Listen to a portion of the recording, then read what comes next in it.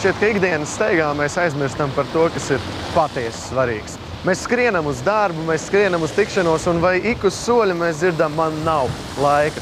Bet atcerieties, tieši laiks ir tas, kas mūs māca, un ir speciāls posms, ko sauc par gavēni, kad mēs varam sakārtot savu iekšējo pasauli, mēs varam saistīties ar kaut ko astrālu, bet kas tad ir gavēnis? Vai tikai neēšana?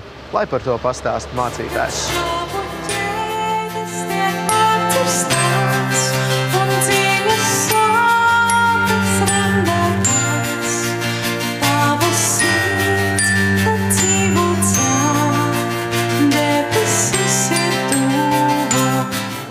Manas saprašanas gavēnis šogad sākās 9. martā.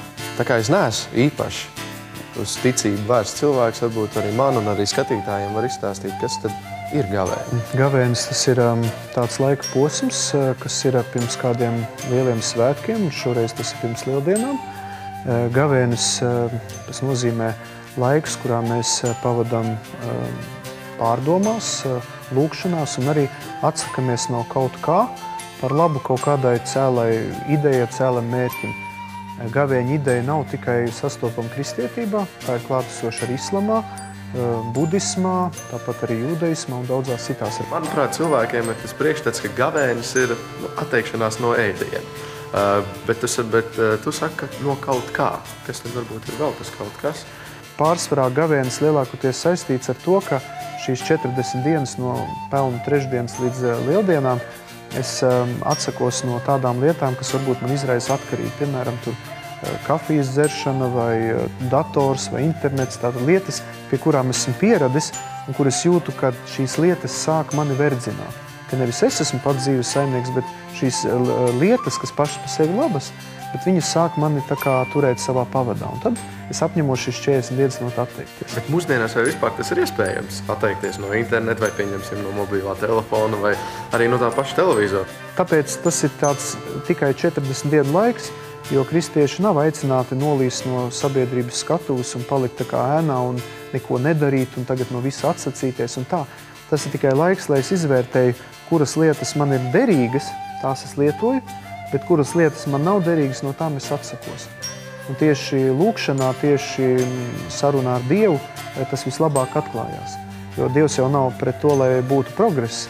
Dievs nav pret to, lai es izmantotu tehnoloģijas, bet viņš ir par to, lai es savu dzīvi nodzīvot ar vēl pilnasinīgāk, vēl svētīgāk, un lai tās lietas, kuras Dievs paredzējis kaut kādam nodomam, lai viņas mani neverdzina. Cik ir jauni cilvēki, kas gavē, kas vispār pievēršās varbūt no jauna Dievam, vai vispār pirmo reizi atklāja Dievu? Es pats esmu Jēkaba katedrāles priesteris, un es varu teikt, ka mūsu draudzē jaunieši kļūst arvien vairāk, un pēdējo pagājušo gadu uz Aglonas svētceļojumā gāja 140 jaunieši. Un arī mums tagad briest liels pasākums. Spānijā, Madridē notiks vispasaules jauniešu dienas ik pēc 3 gadiem, un katru reizi uz šīm jauniešu dienām sabrauc ap 1 miljonu, pusotru, ap 2 miljonu jauniešu. Jo, kā es smējos, mēs katoļu baznīcā visu mēram miljonos, mēs nevaram tā mazākos mērogos. Un līdz ar to jaunieši viņi ir atgriezušies, ļoti daudzi meklē savas dzīves jēgu, jo īpaši tie, kur ir nokļuvuši kaut kādās atkarībās vai arī kur ir dzīvo tikai tajā tādā horizontālā līmenī, viņi pēkšņi saprot, ka ir arī šī vertikāla, ka ir arī garīgās vērtības. Un tad viņi meklē Dievu. Bet es domāju, kāpēc Eiropas cilvēkiem jābrauc ir uz Ķīnu, uz Indiju, ja to visu var atrast šeit uz vietas. Tas ir baznīcā. Tikai mums pašiem kristiešiem, pašai baznīcai ir jāparāda tās vērtības, kas ir ļoti labas un kas jaunieši patiesībā pievelk. Pasmāšot sāk, debesis ir tu.